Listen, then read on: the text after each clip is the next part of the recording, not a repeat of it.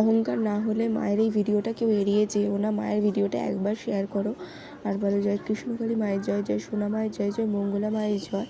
তো মায়ের ভিডিও তো আমরা পেয়েছি অনেক দিন পর, তো আমি তো অনেক দিন ধরে দিতে পারি না। আর আগের লং ভিডিওটা তোমরা আমাকে অনেক ভালোবাসা দিয়েছো, প্লাস সাপোর্ট করেছো। তো আমি সেটাই চাই যে আমার এই ভিডিওটাতেও অনেক ভালোবাসা দাও, সাপোর্ট করো।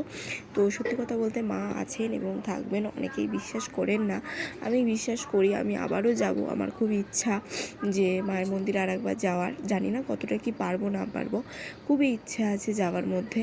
তো দেখা যাক কতটা কি সম্ভব হয়। চলো তোমরা যদি কেউ যেতে চাও আমাকে অবভিয়াসলি কমেন্ট করবে। আর কোথায় এটা আমি মন্দিরটা বলে দিচ্ছি, বর্ধমান থেকে নেমে কৃষ্ণনগর বলে একটা জায়গা রয়েছে, ওখান থেকে বাস ধরে বললেই হবে যে বর্ধমান স্টেশন থেকে নেমে বাদিকে যেতে হবে। গিয়ে বাস স্ট্যান্ডে গিয়ে বলবে কৃষ্ণকালী মায়ের মন্দিরে যাব, বললে নামিয়ে দেবে। আর নাহলে টোটোকে বলবে হচ্ছে 5 নম্বর ইসলাবাদে তো এখন আর নেই, এখন হচ্ছে নতুন করে ওই জায়গাটার নাম কি শরৎপল্লী না কি একটা জায়গাটার নাম হয়ে গেছে নতুন।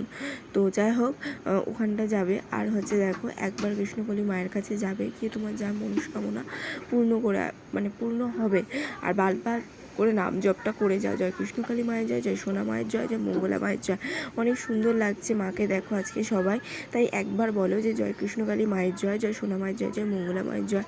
দেখো মায়ের রূপ দর্শন রূপটা কেউ দেখতে পারে না, তো তোমরা যে দেখতে পাচ্ছ এটাই তোমরা অনেকটা ভাগ্যবান যে মায়ের ভিডিওটা দেখতে পাচ্ছ। আর দেখো এটা মায়ের চোখগুলো যেন মনে হচ্ছে যেন কান্না এসে যাওয়ার মতো, চোখের কত মায়া দিয়ে।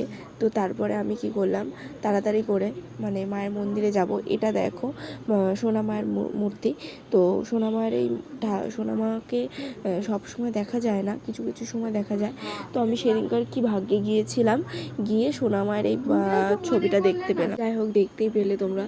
এবার দেখো মায়ের সত্যি করুন কৃপা বা ভালোবাসাতে আমরা চাই এগিয়ে যেতে। তো জানি না কতদূর কী হবে, আমার একটু মনটা খারাপ, কারণ হচ্ছে ভিডিওটা অনেক দিন ধরেই ঠিকঠাক করে দিতে পারছি না, ওয়াচিং কমে যাচ্ছে, সব কমে যাচ্ছে। তো তোমরা একটু বেশি বেশি করে সাপোর্ট করো, একটু ভালোবাসা দিও। তো আমি এটাই চাই। আচ্ছা দেখো দুই মায়ের অপূর্ব সুন্দর রূপ, দেখো কৃষ্ণকালী মা আর সোনা মা। তো এই যে সোনা মায়ের রূপ। এবার হচ্ছে দেখো আমি হচ্ছে লক্ষ্মী ঠাকুর, দেখো এই লক্ষ্মী ঠাকুরটা বাড়িতে প্রতিষ্ঠা করেছিলাম। তো প্রতিষ্ঠা বলতে কি মানে আমার এক দিদির বাড়িতে, তো ওখানে গেছিলাম। তো দেখো দিদি প্রত্যেক বৃহস্পতিবার পুজো করে এরকমভাবে, আর ওর ঠাকুর জায়গাটাও সুন্দর, আর হচ্ছে বাড়িটাও খুব সুন্দর। তো যাই হোক খুব মানে ভালো লাগে।